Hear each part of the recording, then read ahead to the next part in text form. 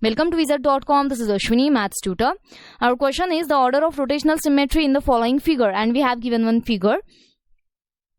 A figure is said to have a rotational symmetry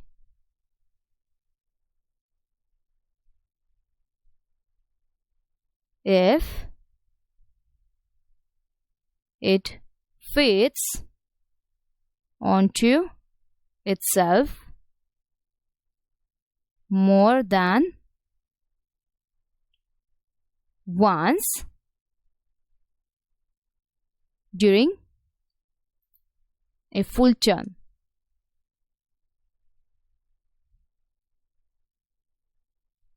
Full turn, that is rotating through 360 degree. Here we can observe it matches, the given figure matches 8 times as we go once around. Therefore, the given figure has its rotational symmetry as